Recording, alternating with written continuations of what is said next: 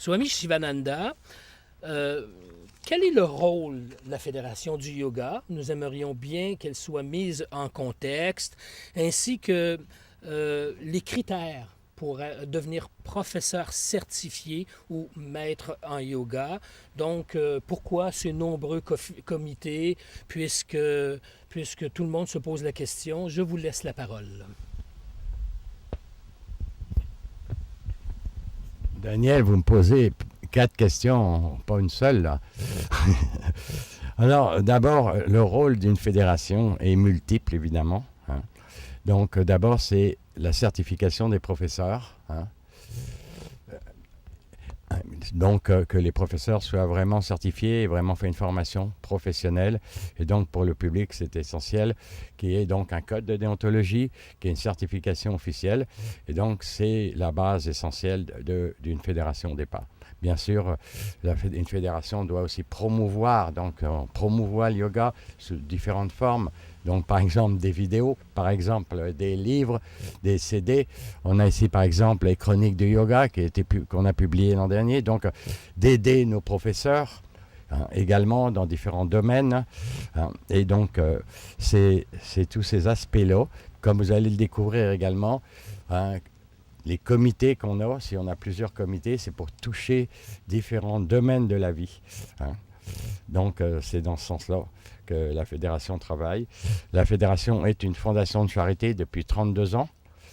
Donc, ça fait longtemps qu'on est là et on continue depuis 32 ans on organise des colloques également. On va vous parler aussi des colloques internationaux en yoga qu'on a chaque année pour les colloques professionnels également.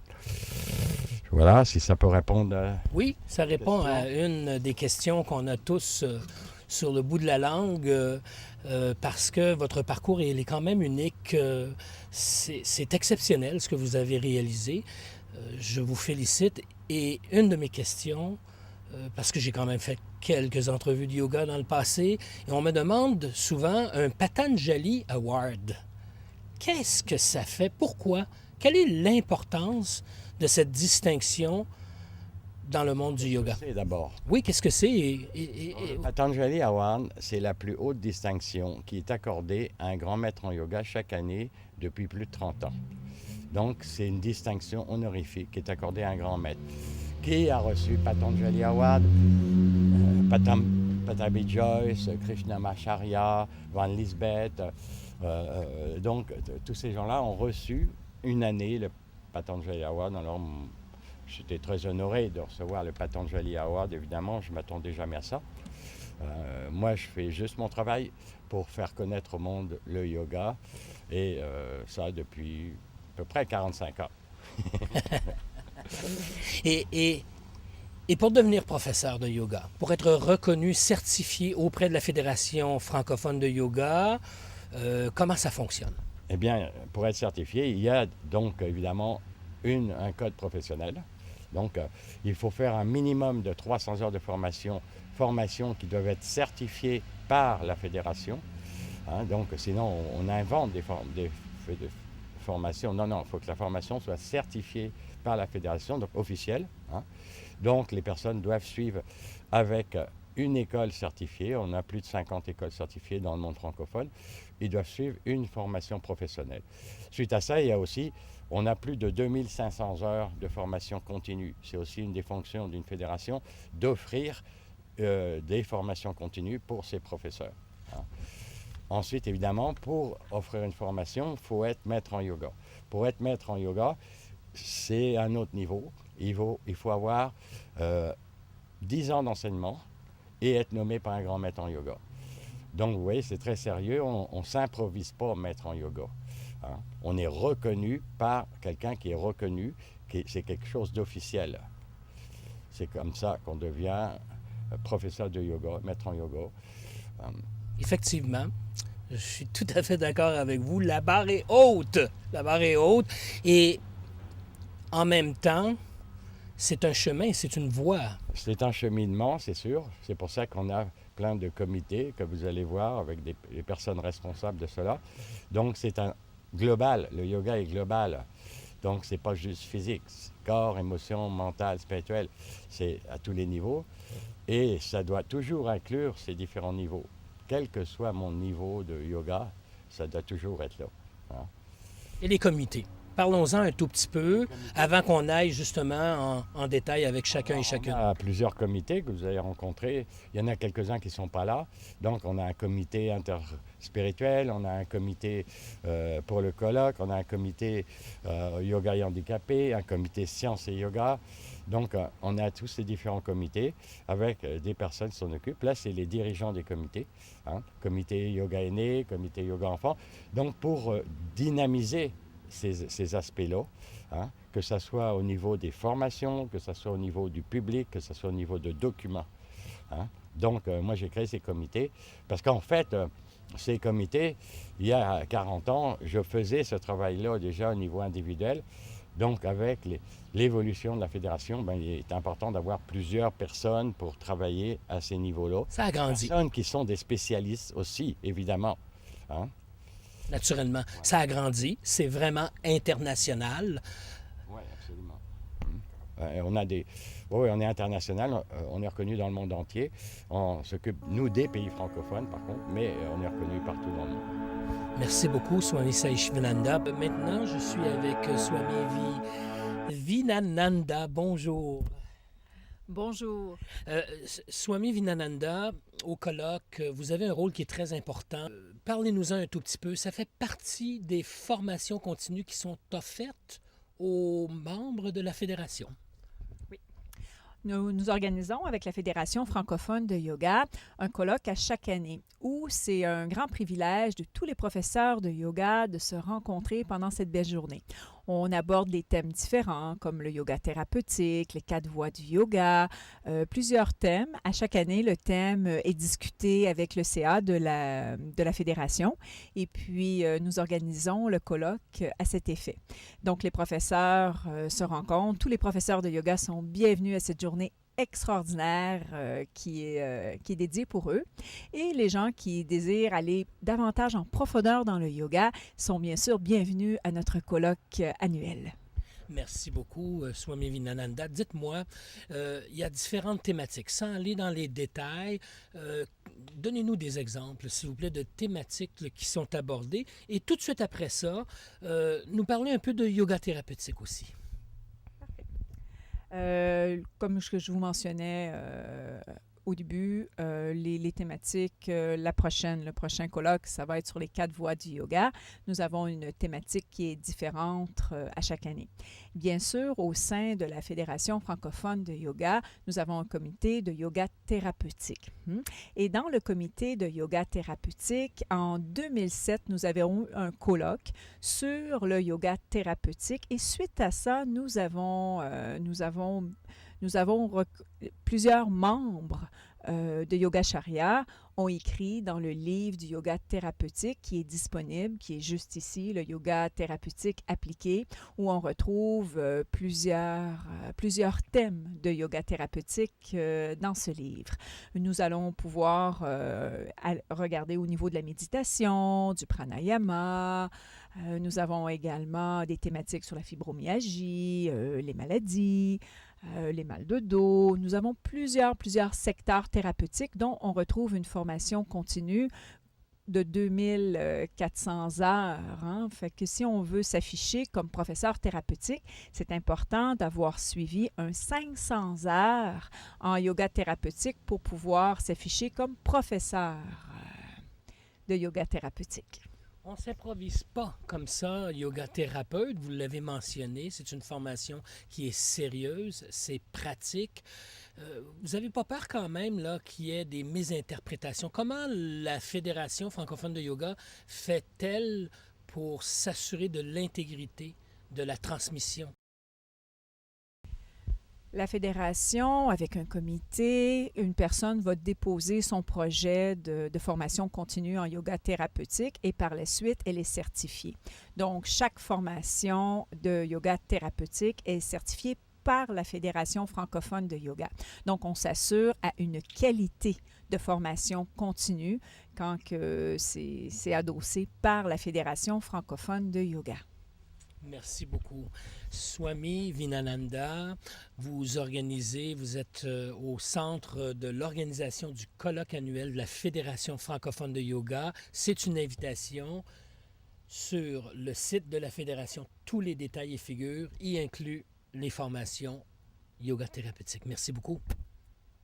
Ça me fait un grand plaisir. Fait que je vous invite à visualiser le site de la Fédération francophone de yoga et de vous revoir au comité annuel que nous avons à chaque année. Om Shanti.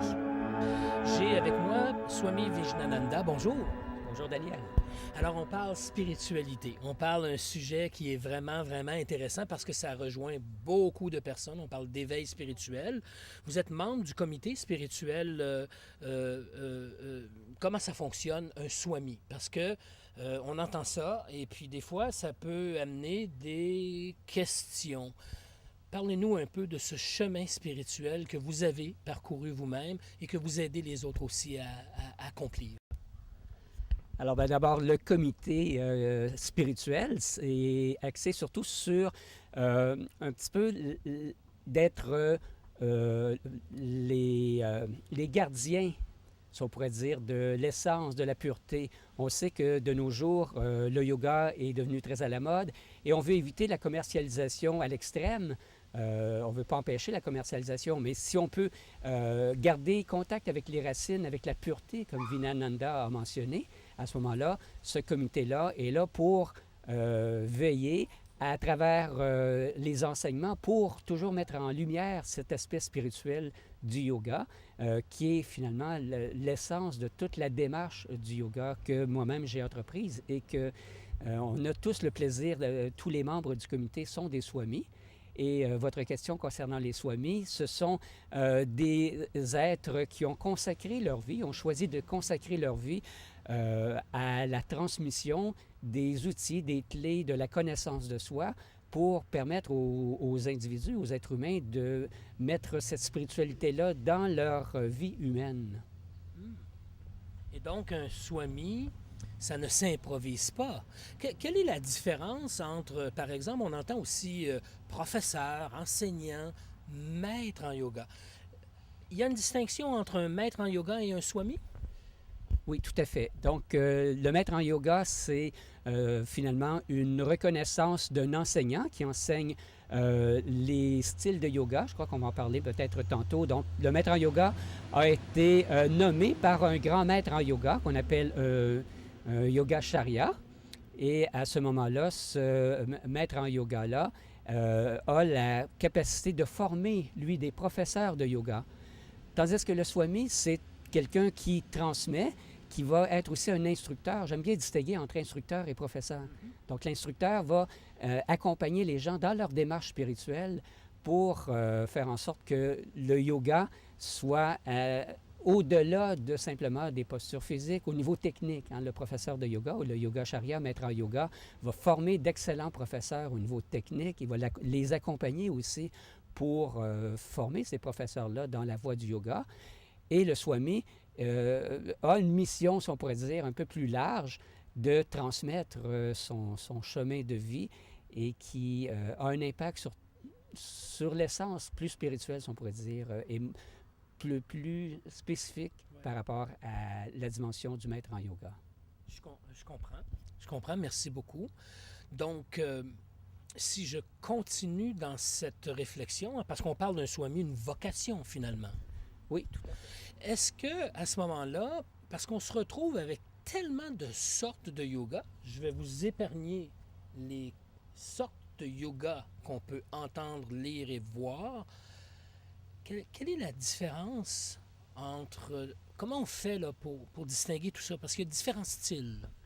Effectivement. Donc, le maître en yoga auquel on vient de parler, à ce moment-là, lui, va enseigner différents styles de yoga. Il peut y en avoir un ou plusieurs styles de yoga qui sont des façons d'aborder l'enseignement du yoga.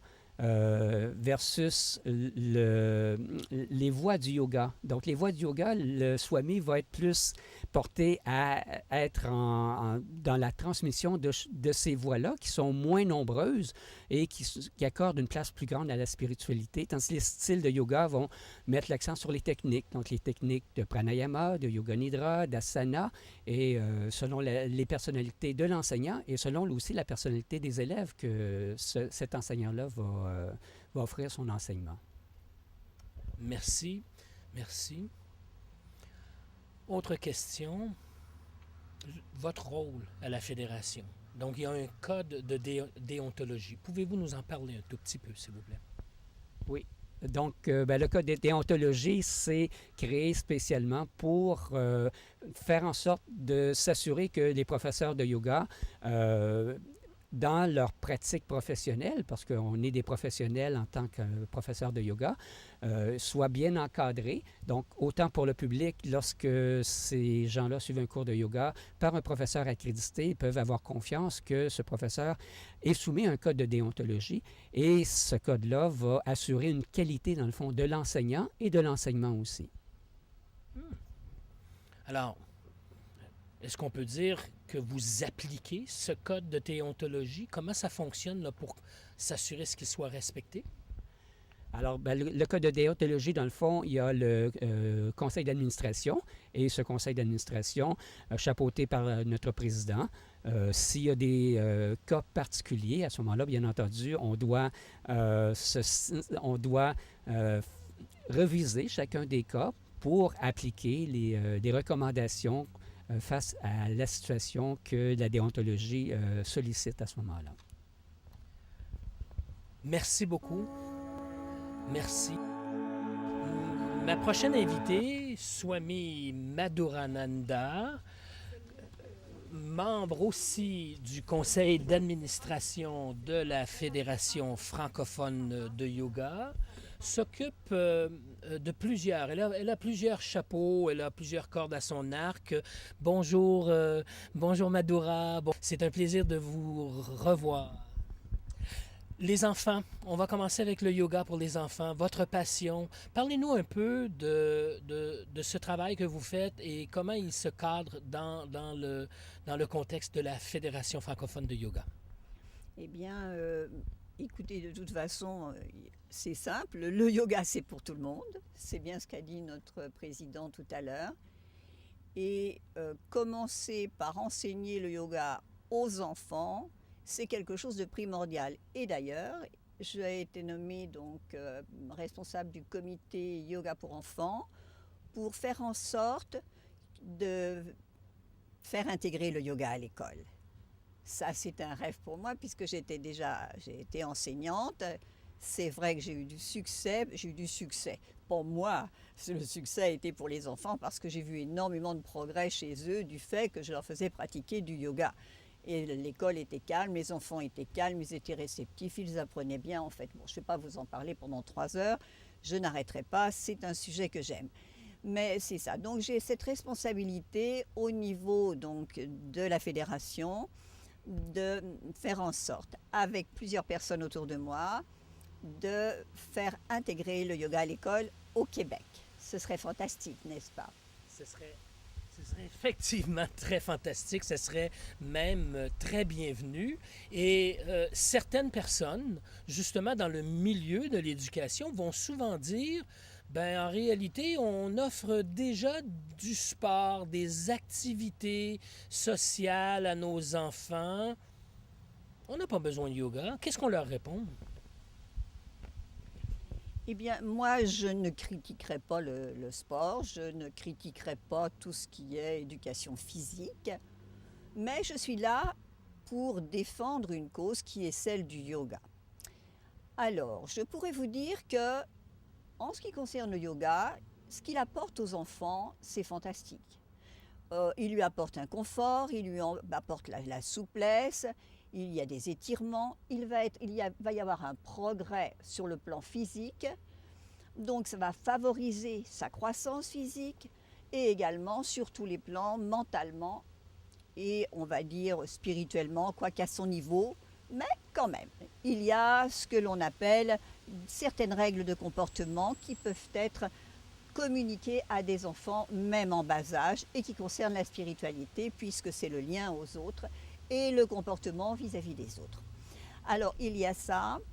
Il y a que le yoga par rapport au sport, ce qu'il permet, c'est qu'il laisse l'enfant, après une séance, dans un état de calme, de confort.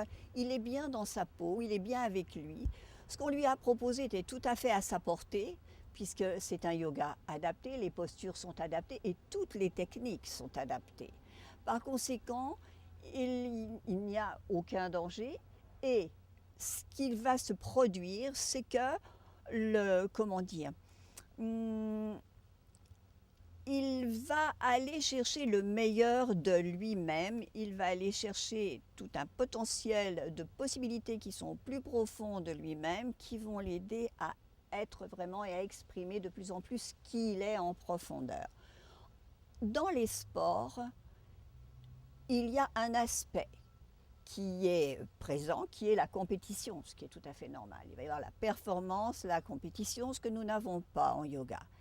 Et quand il y a un échec pour l'enfant, obligatoirement, il va enregistrer quelque chose de négatif qui peut nuire à l'image qu'il a lui-même. Et ce qu'il va faire, s'il a plusieurs échecs, c'est en arriver à avoir moins de confiance en lui et à se refermer. Par conséquent, ce n'est pas ce que l'on propose en yoga. Alors, je ne dis pas le yoga est supérieur à toute éducation sportive et physique, ce n'est pas mon message. Sauf que j'y ai d'ailleurs travaillé au niveau de la commission scolaire de Montréal. Des professeurs d'éducation physique m'ont justement demandé de leur communiquer des routines de 20 minutes, car ils en avaient eu conscience de ça. Que certaines fois, les élèves retournaient en classe la tête basse. Par conséquent, ils avaient transporté avec eux ces impressions négatives d'échec et ils étaient beaucoup moins disponibles en classe pour les apprentissages, pour écouter leurs professeurs. Donc, ils voulaient amener le yoga, vous voyez, pour permettre de travailler par le biais de la respiration, par le biais de techniques, à effacer ces impressions négatives. Et voilà.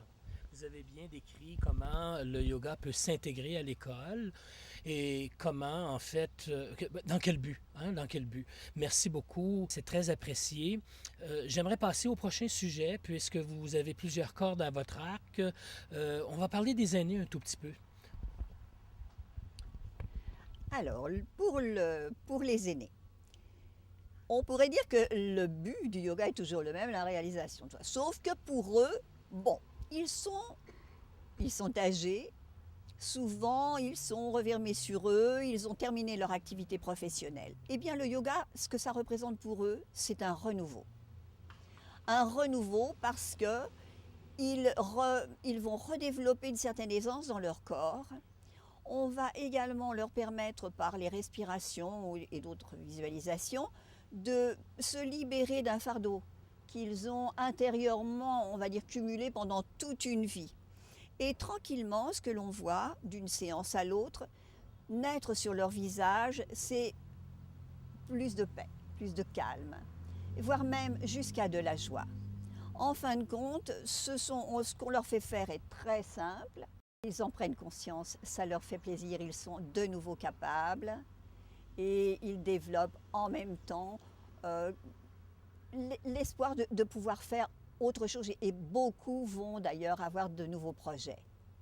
S'il vous plaît, décrivez-nous ce qu'est l'Ayurveda. L'Ayurveda, c'est-tu du yoga? Le yoga, c'est-tu de l'Ayurveda?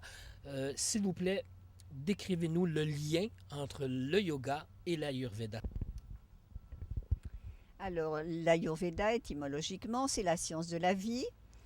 Mais c'est aussi un système thérapeutique traditionnel de l'Inde, c'est aussi une médecine. Et c'est vrai qu'on l'associe au yoga. Il faut voir que l'Ayurveda travaille, c'est un système thérapeutique qui travaille à la fois sur le plan physique, sur le plan mental et sur le plan spirituel. Donc on peut déjà comprendre son lien avec le yoga, d'ailleurs, les deux partagent le même but, la réalisation de soi.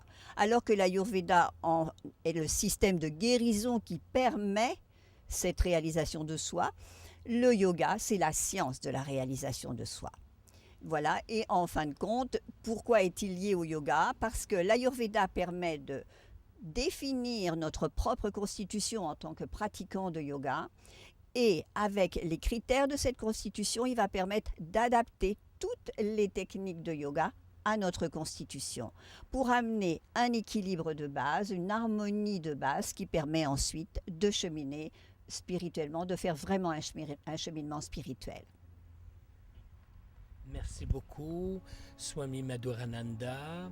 Maintenant, nous avons aussi Anne Christiananda, Swami Christiananda. Merci beaucoup de vous déplacer comme ça.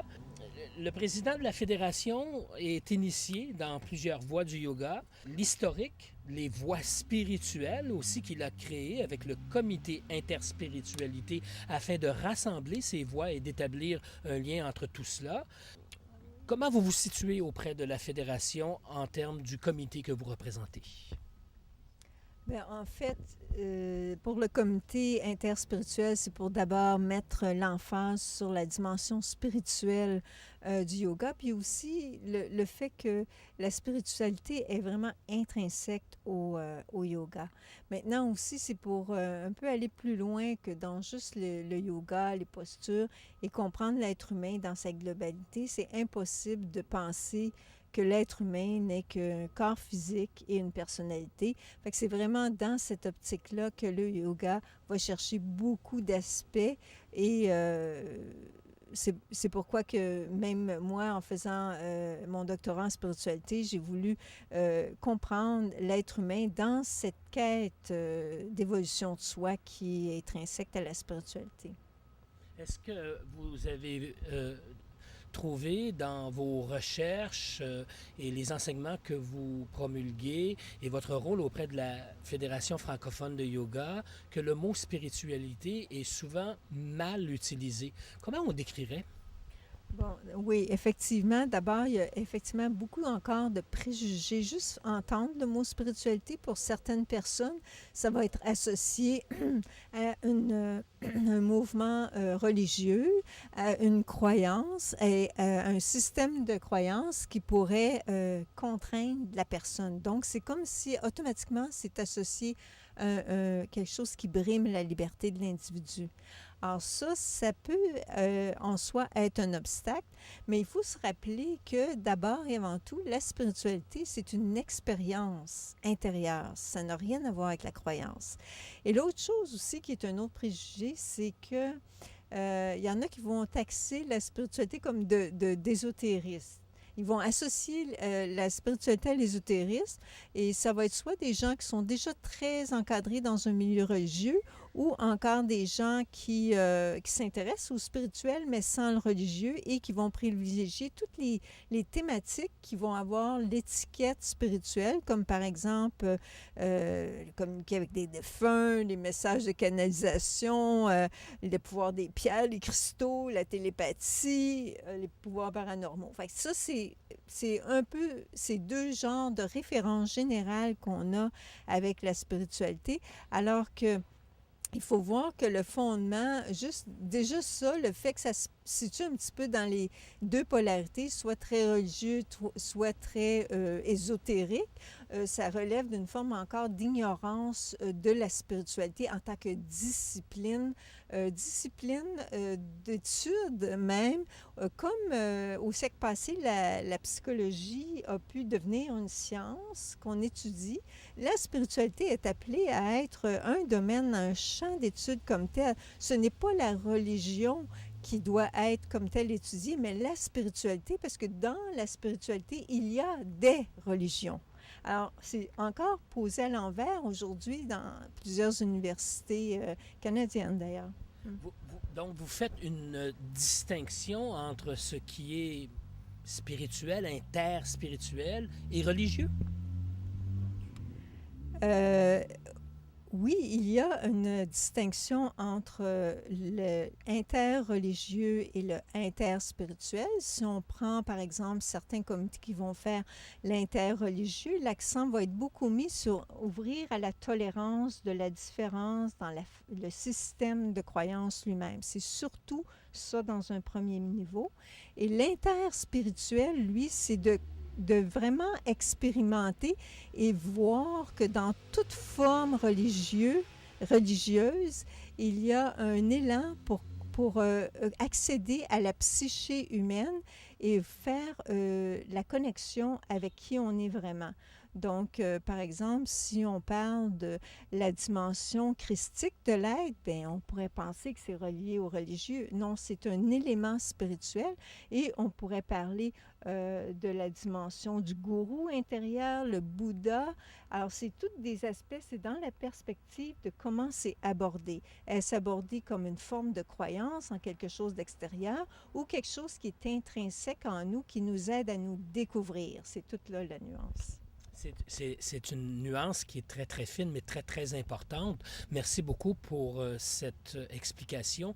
Donc, vous considérez essentiel cette découverte de la spiritualité, du rôle que vous occupez auprès de la Fédération francophone de yoga. Considérez-vous, comment vous considérez ce rôle? Bien, d'abord, le fait que, par exemple, moi, je viens d'un milieu qui a été plus enraciné dans la tradition chrétienne et même que ma thèse doctorale était en lien avec la vie de Jésus, mais c'est pour dire que l'enracinement est une façon de comprendre le spirituel d'une façon globale, nous aide à comprendre la dimension universelle dans toutes les religions. Alors, mon rôle est beaucoup situé en termes de comment on peut aider la personne à évoluer en tenant compte de la spiritualité et aussi toute la dimension psychologique de l'être. Donc, oui, c'est ça. C'est un sujet qui est très intéressant. On pourrait continuer à en discuter. J'invite les personnes à simplement communiquer avec la Fédération francophone de yoga. Toute l'information s'y trouve. Vous y êtes aussi. Merci beaucoup, Swami Christiananda. Ce fut un plaisir d'avoir partagé avec vous cette étude, ce chemin, cette mission que vous portez très bien. Merci. Merci beaucoup. J'ai avec moi aussi une personne qui s'occupe de sciences. Donc, il y a un comité, le comité sciences. Swami Dhyananda, bonjour. Bonjour. Alors, pourquoi cet appel de vous joindre à la Fédération francophone de yoga? Parce que on ne sait pas, là, le yoga pour vous, c'est une science. Ce comité, il sert à quoi? Parlez-nous-en un tout petit peu, s'il vous plaît. Il y a plusieurs questions. J'étais très heureuse en fait quand Swami Sai Shivananda m'a proposé justement de créer ce comité Science et Yoga parce que je trouve que moi aussi il y a beaucoup de liens entre la science et le yoga et surtout il y a aussi beaucoup on parle beaucoup parfois de pseudosciences, on ne sait pas vraiment de quoi il s'agit. La science, déjà, dans notre monde occidental, on en parle beaucoup. Parce qu'en fait, en général, on considère que tout ce que la science a démontré, tout ce que la science a étudié, c'est en général comme une vérité. On considère que si ça a été prouvé, c'est que c'est vrai. Donc, c'est quelque chose qu'on se base beaucoup là-dessus. Que ce soit, par exemple, pour la médecine ou à tous les niveaux. En fait, tout ce qui est scientifique, souvent, on considère que c'est notre vérité, que ça décrit le monde dans lequel on vit. Que ce soit, donc par exemple, et maintenant, ce que je trouve très intéressant à notre époque, c'est que justement, de plus en plus, il y a de rapprochements. Comme on a pu voir, par exemple, qu'il y a beaucoup de recherches scientifiques en neurosciences qui démontrent à quel point la méditation, par exemple, a un rôle vraiment... Donc là, on démontre vraiment physiquement les effets de la méditation sur notre cerveau et aussi sur notre comportement, etc. Donc là, il y a des preuves qui sont c'est comme une façon de valider, en fait, un peu ce que les yogis savent depuis parfois des millénaires. Donc il y a comme une preuve qui peut convaincre certaines personnes qui sont des fois un peu hésitantes, qui ont besoin de preuves. Donc là, c'est une façon, je pense, de convaincre certaines personnes. Et d'un autre côté, je pense qu'il y a aussi un aspect important en yoga qui est le yoga de la connaissance. D'ailleurs, c'est une branche du yoga où on cherche en fait à mieux comprendre ce qu'on vit, on cherche à mieux comprendre qui on est, quelle est la vérité. Donc ça va beaucoup plus loin, à un niveau beaucoup plus profond. Et je trouve qu'à notre époque, on arrive à, c'est ce qui est vraiment fascinant, d'arriver à trouver des liens entre ces deux approches. Intéressant. Merci beaucoup. Parce que la Fédération francophone de yoga est internationale. Le but de votre comité, ça vient... quelles sont les demandes et à quoi pouvez-vous répondre? Comment vous pouvez venir en aide auprès des scientifiques? C'est un appel aussi, là. Comment vous pouvez venir en aide aussi auprès des scientifiques qui veulent justement aller plus loin dans cette recherche? Moi, ce que je pense, ce qui m'intéresse surtout, c'est de faire un lien entre les deux approches. Souvent, pour les scientifiques, ils rejettent souvent la spiritualité. C'est considéré comme trop ésotérique, trop loin, c'est pas concret du tout. Et d'un autre côté, les scientifiques, eux, et pour les yogis, justement, eux, ce qu'ils considèrent comme scientifique, c'est comme trop rationnel. Et donc, souvent, c'est de convaincre les deux communautés que c'est des approches très complémentaires, en fait, qui peuvent être très enrichissantes. Donc le but du comité, ce serait de faire des liens entre ces deux approches, parce que je pense qu'il y a vraiment des liens très intéressants à faire. Donc de vulgariser des concepts, autant pour les scientifiques que pour les yogis, donc entre les deux, aux deux niveaux, et aussi de parler donc un peu des pseudosciences, parce que c'est vrai que souvent dans le yoga, on entend parler de tout est énergie, tout est vibration, et ça convainc pas du tout les scientifiques, parce que c'est pas du tout basé sur rien de concret du tout. Souvent, on parle beaucoup c'est très à la mode de parler de quantique. Alors, il y a le monde quantique, il y a la médecine quantique, il y a beaucoup de choses quantiques. C'est très à la mode, mais en fait, c'est totalement différent de ce que dit la physique quantique, qui est en fait une théorie qui est très intéressante parce qu'elle permet d'expliquer beaucoup de choses au niveau des particules, au niveau des atomes. Donc, c'est dans un certain niveau très, très petit de la matière. Mais pour le moment, alors ce qui est intéressant, c'est qu'on arrive à démontrer des effets quantiques à notre échelle humaine, mais on aimerait avoir une théorie qui puisse expliquer ce qui se passe à l'échelle du très petit, à notre échelle humaine et à l'échelle de l'univers. Mais pour le moment, il n'y a pas cette théorie de l'unification de tout. Donc, c'est pour ça qu'il faut faire attention à ce qu'on parle. Quand on utilise des termes scientifiques, de voir quelle est la source. Si c'est des personnes scientifiques qui ont un doctorat ou qui savent de quoi elles parlent, si c'est basé sur des articles scientifiques qui ont été reconnus par la communauté scientifique. Donc, il faut prendre des références. Et quand on utilise des termes scientifiques, c'est ça, de vraiment voir quelle est la source de ces informations-là. Est-ce qu'on pourrait faire une invitation? Merci beaucoup pour cette réponse. Est-ce qu'on pourrait faire une invitation justement à la communauté scientifique ou à des yogis, des enseignants, des professeurs, des maîtres, des swamis pour se joindre à votre communauté, à votre comité, je devrais dire? Pouvez-vous conclure sur ce sujet du besoin de bien communiquer, de diffuser de l'information? Oui, alors c'est pour ça en fait que donc il y a des articles qui sont publiés régulièrement pour les chroniques du yoga. Donc il y en a plusieurs fois par an et donc les derniers articles ont été publiés donc dans le livre que vous pouvez apercevoir ici. Sinon, il y a donc une page du comité Sciences et Yoga sur le site de la Fédération francophone de yoga. Et donc avec des références. Et il y a aussi une page Facebook Sciences et Yoga que vous pouvez joindre. Et puis là, bien sûr, c'est ouvert à des commentaires. Et éventuellement, je donne aussi des conférences sciences et spiritualité. Mais oui, bien sûr, je suis tout à fait ouverte à avoir moi et puis d'autres personnes du comité aussi, dans différentes... Moi, je suis plus... donc je viens de la physique, mais il y a d'autres personnes en biologie, en chimie, ou qui pourraient aussi aider à peut-être mieux vulgariser, à mieux communiquer, parce qu'il y a tellement de choses intéressantes à découvrir. Merci. Merci beaucoup. Effectivement, il y a beaucoup de choses à découvrir. C'était Swami Dhyananda. Merci beaucoup pour cette présentation auprès du comité de la Fédération francophone de yoga. Comme vous voyez, il y a beaucoup d'activités, d'actions qui se passent auprès de la Fédération francophone de yoga. Naturellement, on peut pas éviter de parler de paix parce que le yoga, c'est l'union, le yoga, c'est la paix.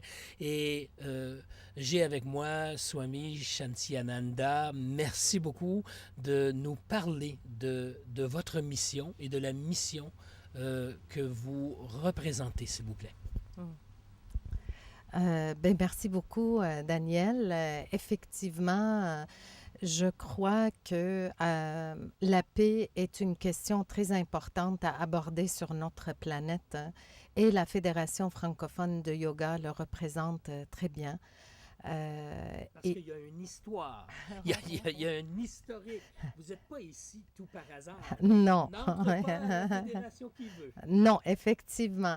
Et moi, je m'intéresse bien sûr beaucoup à tout ce qui est notion paix, attitude paix, la planète et la paix à cause de mon vécu, que j'étais un enfant soldat dans une guerre civile. Et quand je voulais comprendre, justement, me comprendre et comprendre l'être humain, quand je voulais comprendre pourquoi, est-ce que toutes les guerres sur cette planète existent? C'est là que ma recherche m'a amenée vers la psychologie parce que je pratique aussi la psychologie, l'accompagnement psychologique et le yoga. Et d'ailleurs, en découvrant le yoga, j'ai découvert beaucoup de connaissances en lien avec la psychologie et comment transformer nos états et que ça nous concerne tous. C'est pas juste une question de guerre entre peuples, c'est vraiment beaucoup plus profond, ça concerne chaque être humain.